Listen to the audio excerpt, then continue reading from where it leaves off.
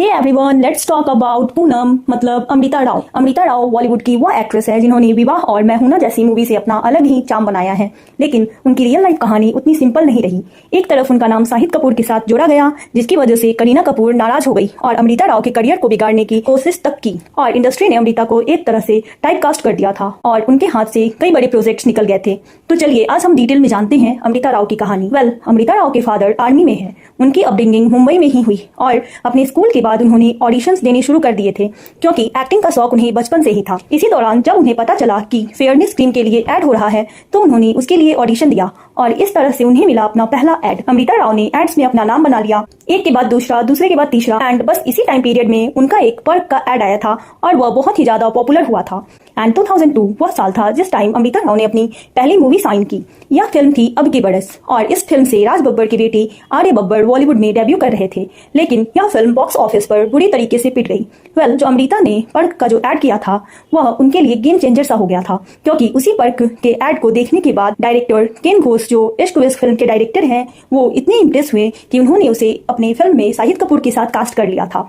Director ने खुद कहा था कि उस ऐड को देखकर ही उन्होंने फैसला किया था कि अब इस एक्ट्रेस को ही लेना है। और फिर आई 2003 में इश्क विश्क और इस फिल्म ने तो कमाल ही कर दिया था। यह मूवी बॉलीवुड में सुपरहिट साबित हुई और रातों रात उन्होंने बॉलीवुड में अपनी पहचान बना ली थी। उनकी परफॉर्मेंस इतनी दमदार थी कि उन्हें फिल्म फेयर अवार्ड में बेस्ट फीमेल डेब्यू का नॉमिनेशन भी मिला। इस फिल्म के बाद तो जैसे उनका स्टारडम शुरू हो गया था। अमृता ने खुद एक इंटरव्यू में बताया कि इश्क विश्क के बाद उनके पास फिल्मों के बहुत सारे ऑफर्स आने लगे, लेकिन उसमें से ज्यादातर फिल्में बन ही नहीं पाई। इस बीच अमृता राव हमें नजर आई फराह खान की फिल्म मैं हूं ना में। इस फिल्म में फराह खान ने अमृता को एक नया लुक में दिखाया। उन्होंने अमृता को टॉम बॉय लुक में पेश किया ताकि उनकी सीधी साधी इमेज वह थोड़ी अलग लगे और यह फिल्म सुपरहिट रही। लेकिन इस फिल्म का क्रेडिट काफी लोगों को गया, एक तो शाहरुख खान, दूसरी सुष्मिता सेन और उसके बाद फराह खान जो पहली बार डायरेक्टर बन रही थी और फिर बचा खुचा क्रेडिट जो था वह अमृता राव को गया। लेकिन इस फिल्म में उनको इग्नोर नहीं किया जा सका क्योंकि इस फिल्म में भी उन्होंने अपनी एक्टिंग को बहुत अच्छे से किया और यह मूवी इतनी ज्यादा हिट हो गई थी कि उस टाइम पर यह मूवी 84 करोड़ कमाई थी और यह 2004 की दूसरी सबसे ज्यादा कमाई करने वाली फिल्म बनी थी। उस टाइम अमृता काफी बिजी थी, एक नहीं पूरे 3 फिल्मों में वह काम कर रही थी। सबसे पहली फिल्म थी मस्ती जो इंद्र कुमार ने डायरेक्ट की, इसमें वह विवेक ओबरॉय के साथ नजर आई। दूसरी फिल्म थी दीवार, इसमें अमृता का छोटा सा रोल था राधिका का। इससे यह पता चलता है कि 2004 अमृता के लिए बहुत ही बिजी साल था। बट कुछ फिल्में ऐसी थी जिन्होंने काम नहीं किया, जैसे वाह लाइफ हो तो ऐसी। करियर के इनिशियल डेज में वह काफी अच्छा कर रही थी और उसी टाइम पीरियड में वह हमें नजर आई शाहिद कपूर के साथ एक बार फिर से विवाह में।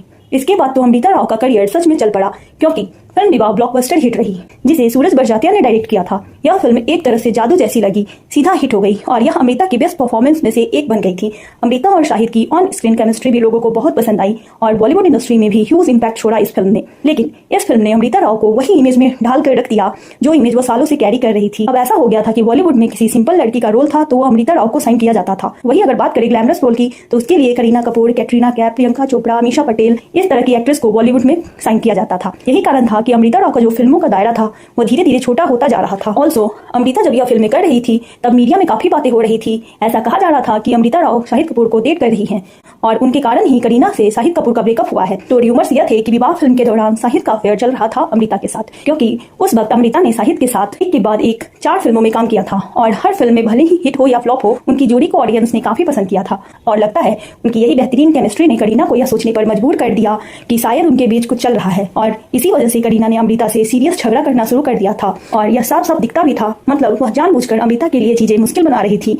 अब इस पूरे ड्रामे के दौरान अमृता की 2011 में सिर्फ एक ही फिल्म आई थी और यह फिल्म थी लव यू मिस्टर कलाकार। यह राज प्रोडक्शन के साथ उनकी दूसरी फिल्म थी, लेकिन इस फिल्म को इतने बुरे रिव्यूज मिले थे कि यह फिल्म बॉक्स ऑफिस पर बुरी तरीके से पिट गई। ऑल्सो उस टाइम पे ऐसी भी खबरें आई थी कि करीना ने अमृता की जिंदगी मुश्किल बनाने में कोई कसर नहीं छोड़ी। ऐसा भी कहा गया करीना ने अपने कनेक्शन का पूरा इस्तेमाल किया ताकि प्रोड्यूसर को दबाव में डाल सके। मतलब करीना प्रोड्यूसर से कहती थी कि अमृता को अपने फिल्म में मत लो, यहाँ तक कि वह यह भी ध्यान रखती थी अमृता को किसी भी इवेंट्स में इन्वाइट ही न किया जा सके। करीना ने सीधा सीधा अमृता को ही टारगेट कर लिया, इवेंट से बाहर निकालना, ब्रांड डील्स में दिक्कत डालना और ऊपर से ताने मारना, मतलब पब्लिकली भी चीजें बिगाड़ दी। उसके बाद 2013 में अमृता को सत्याग्रह मिली। बड़ी स्टार कास्ट थी, अमिताभ बच्चन, अजय देवगन, मनोज वाजपेयी, अर्जुन रामपाल और हाँ करीना कपूर भी थी। अब सोचो शूटिंग पर दोनों आमने सामने आ गई। करीना का पुराना गुस्सा वही फट गया, इतना गुस्सा कि सेट पर लंच बुफे में अमृता को धक्का देते हुए बोली हटो मेरे रास्ते से। मतलब पूरा ड्रामा लेवल मैक्स तक पहुंच गया था। उस वक्त तक अमृता का करियर वैसे भी डाउनफॉल पर था। अमृता ने शूटिंग के दौरान माहौल को ठीक करने की कोशिश भी की, लेकिन करीना का रुख रवैया वही का वही रहा। सेट पर टेंशन इतनी थी कि ऑन स्क्रीन ड्रामा से भी ज्यादा रियल लाइफ ड्रामा हो रहा था। और करीना यही नहीं रुकी, उन्होंने बाकी सेलिब्रिटीज को भी अमृता के खिलाफ कर दिया, वसिफ फैलाई, स्टोरीज बनाई। काफी सारी ऐसी भी बातें मीडिया में हुई कि बहुत सारे एक्ट्रेस ने अमृता को फोटोशूट और इवेंट्स में इग्नोर किया और यह सब करीना की गॉसिप की वजह से हुआ। उसके बाद अमृता राव को बहुत ही लिमिटेड फिल्मों के ऑफर आने लग गए थे। ऑल्सो अमृता ने हे बेबी में एक आइटम नंबर भी किया था, लेकिन उससे भी कुछ ज्यादा फर्क नहीं पड़ा। उसी टाइम पीरियड में उन्हें एक मौका भी मिला था यशराज फिल्म के साथ काम करने का, जिसमें लीड हीरो थे रणबीर कपूर, और इस फिल्म के लिए ही अमृता को अप्रोच किया गया था। लेकिन इस फिल्म में काम करने के लिए अमृता ने खुद मना कर दिया था, क्योंकि इस फिल्म में एक किसिंग सीन था और वह इस तरीके की सीन कभी भी फिल्मों में नहीं करना चाहती थी। और यह फिल्म थी बचना ए हसीनो, जहां उनके साथ की एक्ट्रेस हर तरह के रोल कर रही थी। वही अमृता ने अपने आप को काफी दायरे में रखा था, इसीलिए उन्हें एक लिमिटेड नंबर ऑफ फिल्में मिल रही थी।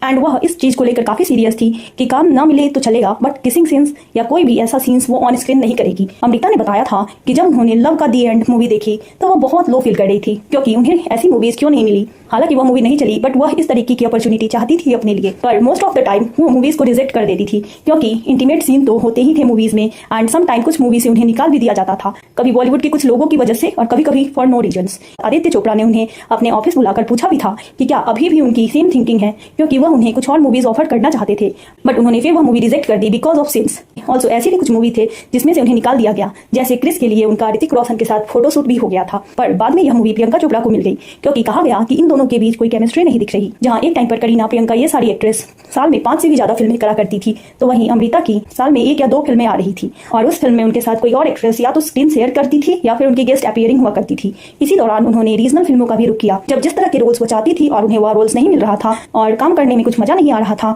तब अमृता राव ने 2 साल का बॉलीवुड से ब्रेक लिया और उसके बाद सीधे वो नजर आई 2013 की फिल्म जॉली LLB में। लेकिन इसमें भी उनका रोल इतना ज्यादा बड़ा नहीं था। इस दौरान अमृता की और भी फिल्में आई, जैसे सिंह साहब द ग्रेट। 2016 में अमृता ने एक टीवी सीरियल में भी काम किया था। यह सीरियल था मेरी आवाज ही पहचान है, और इस सीरियल में उनका कैरेक्टर लता मंगेशकर से इंस्पायर था। लेकिन जब इस सीरियल में लीप आ गया तो इसके बाद अमृता वाले कैरेक्टर को दीप्ति नावल ने रिप्लेस कर दिया था। और 2016 में ही एक ऐसी खबर आई जिसने वाकई में सबको सरप्राइज कर दिया था, जब अमृता ने एक टाइम के फेमस रेडियो जॉकी रहे RJ अनमोल से अपनी फैमिली और कुछ क्लोज फ्रेंड्स की मौजूदगी में एक सिंपल और प्राइवेट शादी कर ली। वैसे अमृता और अनमोल ने अपने इस रिश्ते को मीडिया से काफी छुपा कर रखा था। अब अगर आज की बात करें तो दोनों अभी हैप्पीली मैरिड कपल हैं, और उनका एक यूट्यूब चैनल भी है जहां वो कपल्स को इनवाइट करते हैं, गेम्स खिलाते हैं। सो या that's all for the video. Hope आप लोग को वीडियो अच्छी लगी हो। अच्छी लगी तो लाइक सब्सक्राइब कर देना। मिलते हैं नेक्स्ट वीडियो के साथ।